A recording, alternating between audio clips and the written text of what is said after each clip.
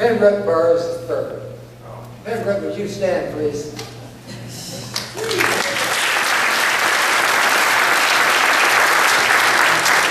me tell you about Pembroke.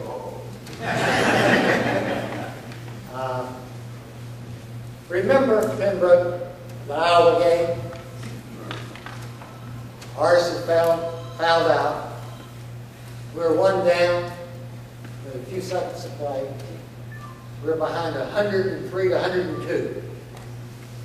And Whittaker shot a shot way outside and it bounced around. I said, oh my God, we've lost. All of a sudden, these two big hands came out of nowhere and hit it in. We won 104 to 103. Now, folks, think about this. That's probably the most important 2 points ever scored in the history of JU basketball.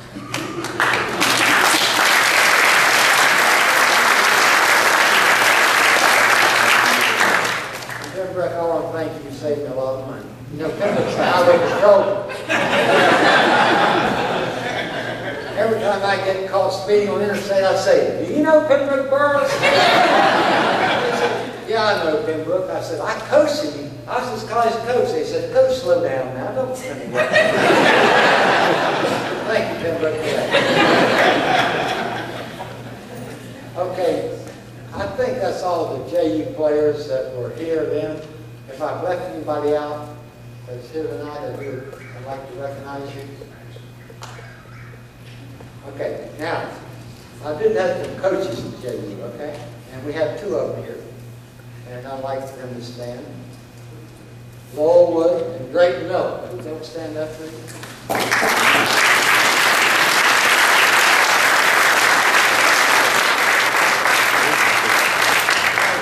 Drayton was more important than anybody in JU. He was in charge of academics. And his job, he got his bonus on, if nobody failed out, you know, he got a bonus. He got a bonus every year he's here. We lost not a single player at grades all the time. Coach Miller was in charge of that.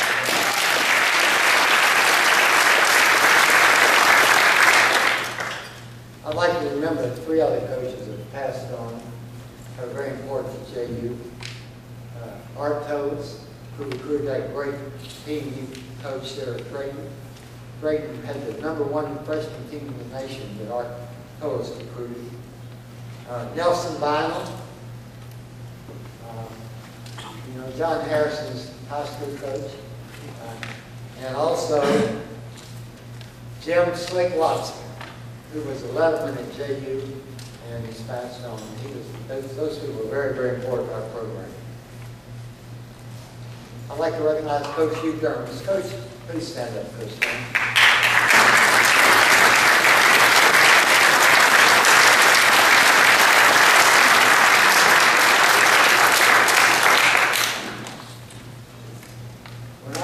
Coach here, we lost 3 home games in 3 years. 3 home games in 3 years. And 2 of those were Florida State when Coach Durham was coaching. I haven't forgiven you for that, Coach. But he felt so bad. Last year they were second in the nation. You know, we did it before. They're copycats. They did the year after us just to show they could. But anyway, they hadn't lost a game in 2 years in Tully Gym. And we went over that year, their #2 team in the nation, and beat them in Tully Gym that year. And Ernie Fleming went crazy, got about 45 or 50 points and upset them. And Coach, thanks for doing that for us. Hey, times 52. I'd like to thank Dr. Harris. Roger, you couldn't have said it better. He's the son of Jim. And thanks for hiring me when you feel that. And I appreciate your support very, very much. And he's a wonderful man, and congratulations on being inducted to the Hall of Fame. Next, I'd like to say a thank you and recognize President Kerry Brunsberg isn't here, but Athletic Director Alan Verlander is. I'd like to thank you guys for what you've done at JU. You've raised, in my opinion, of JU and the basketball program tremendously. And thank you for including us in your future plans. And thank you for this ring you gave all the players. thank you most of all. All of our players have it on tonight. So thank you guys very, very much. I'd like to give special recognition to Coach Cliff Warren. Coach, stand up.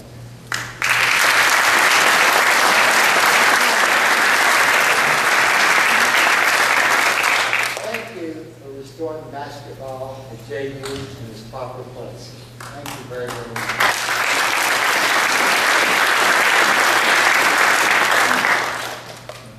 Also, I'd like Pat Williams. Will you hear Pat? Pat, stand up.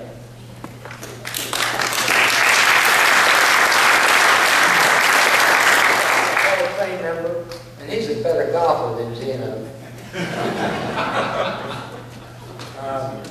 When Joe recruited, Joe's a heck of a recruiter.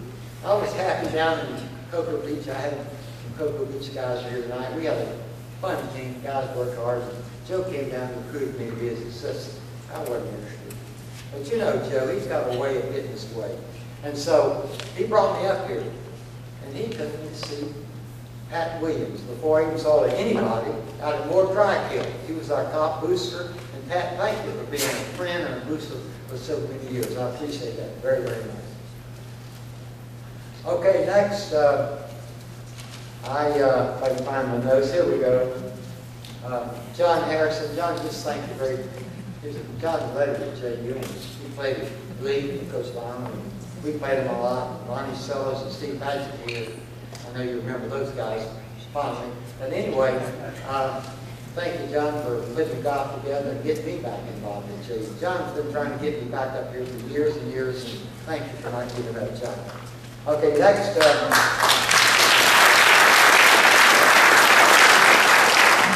I'd like to thank all my friends from all over for coming. I appreciate it very, very much. You're very important to us. Now, I'd like to get serious a little bit. We all remember the glory days in '70. That was a great ride in a different time. The university, the city, the players, the fans, they did not appreciate what we were doing at that time. I know I did. I thought it was easy. 2 junior high coaches who played UCLA national champion. I think it's easy to do, but we all know how tough it is. That was a great era in JU basketball. We treasure those times very, very much. It was just a special place in JU at that time. We were the coach of the town. We kind of helped make Jacksonville famous in a way. People learned about Jacksonville, never knew that Jacksonville existed at that time. But you know, that's in the past. As we enjoy the past, we need to think about the future. I like to point out, you know, we have a legacy. All those banners in the Coliseum, the arena, are there from that era. But do you know, we've got a great legacy this year, right now, what JU's basketball team has done for the last 2 years. For the first time in 24 years, they won 20 games. They won an NIT game this year for the first time in 36 years. Think about it, 30, some of them weren't even born now. They got back-to-back postseason bids for the first time in 36 years. They put more banners in 2 years in our arena than any other JU team at that time. They have their own legacy. We need to keep it going. We've got a great arena here to play. Second to none. We've got great coaches. We want to keep it going. What we really need is to be able to recruit with the big boys. And to do that, I think the only thing they need is a state-of-the-art practice facility on campus. If they had that, they could compete with anybody. We need to try to make that happen for them. I know Susie, my wife, we're going to try to help out if we can.